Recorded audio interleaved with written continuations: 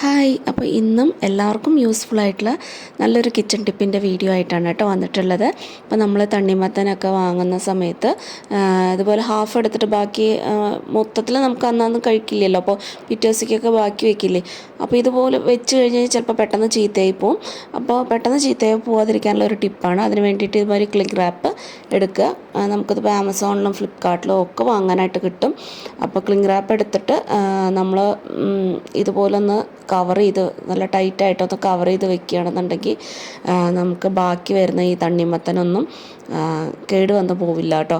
തണ്ണിമത്തൻ മാത്രമല്ല, വെജിറ്റബിൾസ് ഇപ്പം മത്തങ്ങ, കുമ്പളങ്ങ, അങ്ങനത്തെ വെജിറ്റബിൾസൊക്കെ ഇല്ലേ, അത് നമ്മളിങ്ങനെ കട്ട് ചെയ്തിട്ട് ബാക്കിയുള്ളത് ഇതുപോലെ ഇങ്ങനെ കവർ ചെയ്ത് വെച്ചാൽ കേട് കൂടാതെ കുറേ ദിവസത്തോളം നമുക്കത് ഫ്രിഡ്ജിൽ സൂക്ഷിക്കാനായിട്ട് പറ്റും. ഈ തീർച്ചയായിട്ടും ഈ ടിപ്പ് എല്ലാവർക്കും യൂസ്ഫുൾ ആയിട്ടുണ്ടാവുമെന്ന് വിചാരിക്കണം. ഇഷ്ടപ്പെട്ട എല്ലാവർക്കും ഒന്ന് ഷെയർ ചെയ്യാനും സബ്സ്ക്രൈബ് ചെയ്യാനും മറക്കല്ലേ.